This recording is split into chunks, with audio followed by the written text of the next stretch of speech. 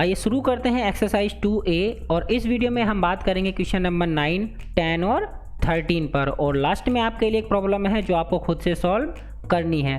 तीनों प्रॉब्लम्स को ध्यान से समझना है, तभी आप उसको कर पाएंगे और उसका आंसर आपको मुझे कमेंट में देना है। तो क्या करना है 9 में देखते हैं। Find the value of x for which 5/3 to the power -4 multiply 5/3 to the power -5 is equal to 5/3 to the power 3x। हमें x की एक ऐसी वैल्यू पता करनी है जो इस दी गई इक्वेशन को सेटिस्फाई करे। तो आप देखेंगे यहाँ पर जो आपका वेरिएबल है x, जिसकी वैल्यू आपको पता करनी है वो एक्सपोनेंट में दिया गया है। एक अलग टाइप का क्वेश्चन है, इंपॉर्टेंट क्वेश्चन है, ध्यान से आपको समझना है। तीनों ही क्वेश्चन आपके इसी पर डिपेंड करेंगे जिस तरह से हम इस क्वेश्चन को सॉल्व करने वाले हैं, तो इसलिए ध्यान से समझना है।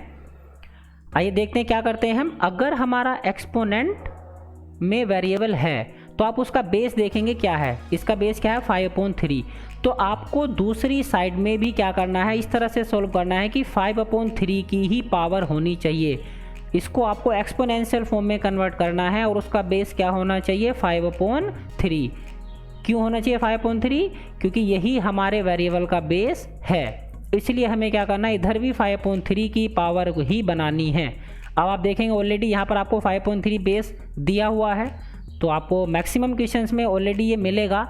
नहीं भी मिलता है तो इस तरह से दिया गया होगा कि आप उसको ऐसा बना लें। हम क्वेश्चन नंबर 13 में देखेंगे इस तरह की प्रॉब्लम।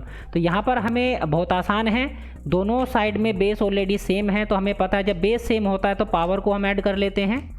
तो लेफ्ट हैंड साइड में पावर्स ऐड हो जाएंगी, लेकिन निगेटिव है कोई बात नहीं, हमें तो ऐड करनी है तो ऐड ही करेंगे। अब निगेटिव है तो ब्रैकेट में हमने लिख लिया, निगेटिव इंटीजर को ब्रैकेट में लिख लेते हैं और राइट हैंड साइड को ऐसे ही रखेंगे। अब ये दोनों निगेटिव इंटीजर हैं तो ऐड हो जाएंगे, सेम साइन के इंटीजर ऐड हो जाते हैं। सेम साइन के टर्म्स हमारे होते हैं स्टेटमेंट में, तो वो क्या होते हैं, ऐड होते हैं। और रिजल्ट क्या आता है उनके पहले, जो ऑलरेडी वो थे, निगेटिव थे तो निगेटिव आएगा, पॉजिटिव थे तब पॉजिटिव आएगा। तो क्या आएगा -9। अब देखिए, आप देखेंगे 3x का जो बेस है वो 5/3 है, तो हमने क्या किया, लेफ्ट हैंड साइड में भी बेस बनाया 5/3 और उसकी पावर -9। तो सिंगल बेस होना चाहिए और उसकी कुछ भी पावर आपकी हो सकती है। जब आपका इस तरह से आपके पास आप यहाँ तक पहुँच जाएं, बस इसके बाद आपका क्वेश्चन समझ लिए सॉल्व हो गया है। अब क्या करना है आपको, अब हमें दिखाई दे रहा है यहाँ पर इक्वल का साइन लगा हुआ है बीच में, तो इसका क्या मतलब है, जो लेफ्ट हैंड साइड में लिखा हुआ है वह राइट हैंड साइड में जो लिखा हुआ है उसके इक्वल होगा। अब अगर ये दोनों इक्वल हैं तो आप इनकी कंपैरिजन कीजिए, बेस दोनों तरफ सेम है, इधर 5/3 इधर भी 5/3 है, तो इसका मतलब जो इनकी एक्सपोनेंट है वो भी सेम ही होनी चाहिए, तभी तो इक्वल होंगे ये। अब 2 की पावर 3 के ही तो इक्वल होगा, 2 की पावर 3 2 की पावर 4 के इक्वल नहीं हो सकता। तो इसलिए ये -9 को क्या होना पड़ेगा, 3x के इक्वल होना पड़ेगा, तभी ये इक्वेशन सेटिस्फाई होगी। और ये हमें दी हुई थी कि ये है, तो हम क्या करेंगे, यहाँ कंपेयर करेंगे। On comparing the powers what we get, 3x is equal to -9। आप ऐसे भी लिख सकते थे -9 इज इक्वल टू 3x, लेकिन चूंकि हमें x की वैल्यू पता करनी है और जिस वेरिएबल की वैल्यू हम कैलकुलेट करते हैं उसे हम लेफ्ट हैंड साइड में लिखते हैं। तो अभी हमारे पास यहाँ फ्री है, किसी को भी किसी के इक्वल लिख सकते हैं, तो क्यों ना हम x को पहले से ही लेफ्ट हैंड साइड में लिखें। इसीलिए हमने क्या किया, 3x को लेफ्ट हैंड साइड में लिखा। 3x is equal to -9। अब 3 इसके डिवाइड में जाएगा तो इसको -3 टाइम डिवाइड कर देगा, and x is equal to -3 will be our final solution and this value will satisfy the given statement. जो स्टेटमेंट हमें दिया गया है, जो इक्वेशन हमें दी गई है ये, इसमें अगर आप x इज इक्वल टू -3 रखेंगे तो देखिए क्या मिलेगा, यहाँ 5/3 की पावर -9 और इधर से हमने सोल्व किया था तो क्या आया था -9, तो दोनों आपस में क्या हो जाएंगे, इक्वल हो जाएंगे। इस तरह से आप अपने आंसर को भी चेक कर सकते हैं।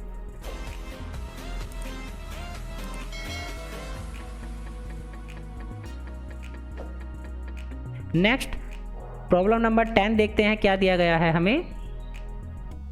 Find the value of x for which, एक स्टेटमेंट दिया गया होगा, एक इक्वेशन दी गई है हमें जो इसको सेटिस्फाई करे। जैसा पहले हमें कहा था वैसा ही इसमें करना है। अब हम देखेंगे वेरिएबल हमारा कहाँ है, एक्सपोनेंट में है 2x - 1, तो इसका बेस क्या है 4/9। तो लेफ्ट हैंड साइड में भी हमें 4/9 एक ही बेस बनाना है, दो अलग अलग हो, तीन अलग अलग हो तो उन सबको कंबाइन करना है एक जगह, सिंगल बेस होना चाहिए और उसकी जितनी भी पावर जैसी आपके अकॉर्डिंग टू द कंडीशन आए वो आप कर लेते हैं, जैसे हमने प्रीवियस क्वेश्चन में किया। तो यहाँ पर क्या करेंगे हम, लेफ्ट हैंड साइड में 4/9 की जो पावर्स हैं उनको ऐड कर देंगे, 4 + -7, एक पॉजिटिव है और एक निगेटिव है। जब पॉजिटिव और निगेटिव लाइक टर्म्स होते हैं तो क्या होता है, सब्ट्रैक्शन होती है। तो 4/9 की पावर -3 यहाँ से मिलेगा and the right hand side will remain same, right hand side को हम ऐसे ही छोड़ देंगे। अभी आप देखेंगे दोनों साइड में बेस हमारा सिंगल है और उसकी कुछ पावर है, तो जैसे हमने प्रीवियस क्वेश्चन में देखा था, अब यहाँ क्या करना है, हमने कंपेयरिंग करना है। On comparing the powers what we get, 2x - 1 will be equal to -3, 2x - 1 is equal to -3। अभी -1 आपका राइट हैंड साइड में जाएगा तो पॉजिटिव हो जाएगा, 2x will be equal to -3 + 1, दोनों लाइक टर्म हैं, कॉन्स्टेंट टर्म सारे लाइक टर्म होते हैं, डिफरेंट साइन के हैं तो सब्ट्रैक्शन होगी, 2x इज इक्वल टू -2 यहाँ से मिलेगा और ये 2 इधर से फिर डिवाइड में जाएगा चूँकि x के मल्टीप्लाई में है, कोफिशिएंट है x का, तो x इज इक्वल टू हमें -1 मिलेगा and that will be our final solution for the given problem. यही हमारी x की वो वैल्यू होगी जिसको अगर आप इस इक्वेशन में रखेंगे तो ये इसको सेटिस्फाई करेगा। आप चेक कर सकते हैं, x इज इक्वल टू -1 अगर आप रखेंगे तो क्या होगा, 2 की मल्टीप्लाई -1 से करेंगे तो -2 आएगा और ये भी -1 है तो ऐड करने पर -3 हो जाएगी पावर, और इधर आप देखेंगे सॉल्व करने पर -3 ही मिली थी। तो it means our answer is correct. Next question number 13 देखते हैं क्या दिया हुआ है। इफ 5 की power 2x + 1 divide by 25 is equal to 125, find the value of x। यदि ये इक्वेशन हमें दी गई है जो सही है तो आपको क्या करना है, x की वैल्यू पता करनी है। लिखने का तरीका थोड़ा चेंज हो गया है, काम हमें वही करना है। We have to find the value of x की ऐसी वैल्यू पता करनी है जिसको अगर हम इस दी गई इक्वेशन में सब्स्टिट्यूट करें तो वह इसको सेटिस्फाई करनी चाहिए। तो क्या करेंगे हमने सीखा था अगर हमारा एक्सपोनेंट में वेरिएबल है तो हमें उसका बेस चेक करना होता, क्या है इसका बेस 5। तो हमें क्या करना है, लेफ्ट हैंड साइड और राइट हैंड साइड में 5 की ही पावर, 5 की ही एक्सपोनेंट होनी चाहिए, ऐसा हमें क्वेश्चन को सॉल्व करना है। तो अभी देखेंगे यहाँ क्या है, 25 है और ये 525 है। तो 25 का क्या मतलब है, 5 × 5 लिख सकते हैं, एक्सपोनेंशियल फॉर्म में हमें इनको चेंज करना होगा चूंकि अब हमें सबको एक्सपोनेंशियल फॉर्म में बनाना है। तो क्या हो जाएगा यहाँ से, इसको क्या ले सकते हैं, डिवाइड में 5 की पावर 2 एंड 125 मतलब 5 × 5 it means 5 to the power 3। अब देखेंगे दोनों तरफ बेस तो 5 हो गया है लेकिन सिंगल नहीं है, इधर तो सिंगल है आपका राइट हैंड साइड में लेकिन लेफ्ट हैंड साइड में सिंगल बेस नहीं है। तो इन्हें यहाँ भी हमें क्या करना है, इन दोनों टर्म्स को कंबाइंड करना है, दोनों को क्या करना है, कंबाइंड करना है। तो हमने एक रूल पढ़ा था एक्सपोनेंट का कि यदि बेस सेम होता है और डिवाइड हो रही होती है तब क्या होता है, पावर सब्ट्रैक्ट हो जाती हैं। तो यहाँ पर वही हम अप्लाई करने वाले हैं। तो 5 की पावर 2x + 1 में से सब्ट्रैक्ट हो जाएगी 2, तो क्या मिलेगा, 5 की power 2x + 1 -2 is equal to 5 की पावर 3 विल रिमेन सेम। अब यहाँ पर आपको एक चीज़ देखना है, देखिए ये 2x + 1 में से हम 2 को सब्ट्रैक्ट कर रहे हैं तो हम डायरेक्टली यहाँ -2 लिख दें, लेकिन ऐसी भी कंडीशन आपकी हो सकती थी कि ऐसे होता 5/2 डिवाइड बाय 5 की पावर 2x - 1, ऐसा भी हो सकता है। तो इस केस में आपको क्या करना है, 2 में से 2x - 1 को सब्ट्रैक्ट आपको करना होगा। तो क्या करेंगे आप, इस तरह से आप लिखेंगे 5 की पावर 2 माइनस और इसको ब्रैकेट में आप लिखेंगे 2x - 1। क्यों, क्योंकि जब आप अभी ब्रैकेट ओपन करेंगे तो ये साइन चेंज करेगा इसके, तो -2x और +1 यहाँ से मिलेगा। ये गलती यहाँ पर हो जाती है इसलिए मैंने सोचा आपको यहाँ बता दूँ, लेकिन यहाँ पर ऐसा नहीं है, केवल जो हम सब्ट्रैक्ट कर रहे हैं वो एक ही टर्म है तो आप उसको ब्रैकेट में लिखने की आवश्यकता नहीं है। जब एक से ज़्यादा टर्म होते हैं और उसके पहले माइनस का साइन हो रहा होता है तो उसे हमें ब्रैकेट में लिखना चाहिए। अभी आप देखेंगे यहाँ क्या होगा, ये दोनों लाइक टर्म है, एक पॉजिटिव है निगेटिव है, सब्ट्रैक्ट हो जाएंगे तो क्या मिलेगा, 5 की power 2x - 1 is equal to 5 की पावर 3। अब आप देखेंगे दोनों साइड आपका कॉमन बेस है, इधर भी 5 इधर भी 5 और उसकी कुछ पावर्स हैं। तो इस केस में हम क्या करते हैं, यस, हम क्या करते हैं, वी कंपेयर द एक्सपोनेंट्स।